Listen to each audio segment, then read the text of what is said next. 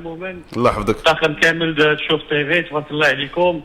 تبارك الله عليك خويا مرحبا بك. الله يبارك الله يبارك فيك. اذا ان شاء الله خصنا نستعدوا المواجهه ان شاء الله الكبيره امام هولندا. كنشوف كاين واحد التخوف عن مجموعه من الاوساط الرياضيه، يعني كنلاحظ كنحس ان كاين واحد التخوف في المنتخب الهولندي. انا كنعتقد بان المنتخب الهولندي عطيناه القيمه اكثر منه، عطيناه الحجم اكثر منه في كاس الكره عند هولندا في السنوات الاخيره. هولندا كانت غائبه تماما في السنوات الاخيره، دائما نتائج كارثيه. حتى هذه السنه وهذه السنتين الاخيرتين عندنا كنشوفوا الطواحين او المنتخب الهولندي يلا بدا كيرجع شي شويه من العصر الذهبي لكره القدم الهولنديه. اذا خصنا نتعاملوا بمباراه عاديه، ما ننساوش اننا قصينا المنتخب الاسباني في المونديال ديال قطر، قصينا المنتخب البرتغالي بكريستيانو رونالدو خرج كيبكي في ربع النهائي تاريخي. رحنا بكينا كريستيانو رونالدو بكيناه في المونديال، عاد بقات لنا حنا هولندا.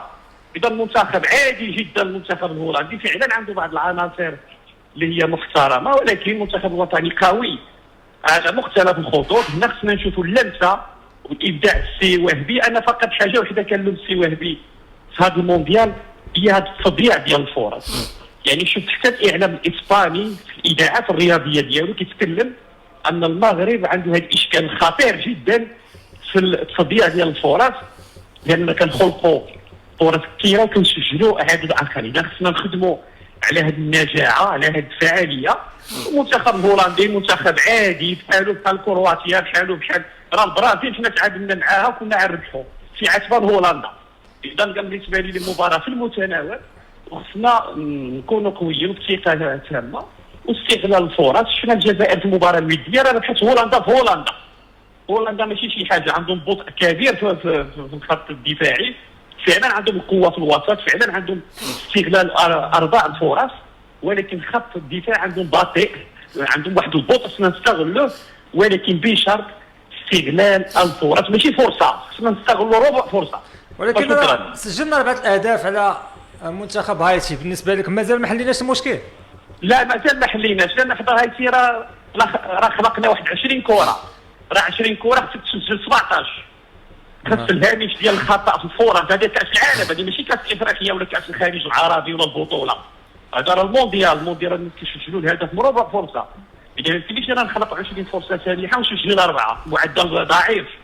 اذا خاص عندنا كل المقومات باش نوصلوا حتى للفينال المونديال. شريطه اننا خصنا تكون عندنا الحرفه ديال التسجيل ديال الفرص. المنتخب الهولندي راه كيسجل 25% ديال الفرص، حنا كتجينا 150% ممكن ما كنسجلوش. اذا خص العمل، ولكن انا كنعتقد ان بعد التداريب فكرة كل ما زادوا المباريات، كل ما زادت التنافسيه، كنظن غيتحل هذا المشكل، لان عندنا كل المقومات. فكرة مفهومة خويا محسن. وبالنسبه لك اخر سؤال، كيفاش جاك المونديال، اللقاءات اللي تلعبوا، واش يستحق اننا زعما نوافقوا عليه ولا بالنسبه لك؟ لا، كاس العالم هذه السنه هذه يختلف تماما عن الدورات السابقه. اول دوره ب 48 منتخب. ثانيا دائما المونديال كيكون في قارات بعيده بحال الولايات المتحده الامريكيه، كيكون المونديال كيجينا شي شويه مغاير، لان دائما المونديال كيكون في اسيا او في منطقه الشرق الاوسط او في اوروبا، كيجينا حنا كمغاربه قريب، كيجينا شاهي اكثر. اكيد دائما المونديال 94 كان بنفس الطعم. دائما المباريات الليليه او 2014 ملي كان في البرازيل. انا كنعتقد هذا المونديال مزيان يكونوا فيه 48 منتخب، مزيان اننا نشوفوا مباريات كثيره. شفنا كاب فيردي الان عندهم عيد وطني باش تاهلوا، شفنا هايتي اللي سجلوا علينا راه عندهم عيد، شفنا مصر اللي عمرهم ما ربحوا حتى مباراه في التاريخ اللي ربحوا، الشعب كامل خرج فرحان من ديك الانتصار الوحيد اللي عندهم. اذا هذا المونديال عطى فرصه مجموعه من الدول اللي ما كانتش كتحلم تربح وتسجل. هذه فكره ديال انفانتينو لتوسيع كره القدم بحال الاصوات الفيفا في الجمعيات العموميه ديالو، ولكن بالنسبه لي ككرويا مهمه.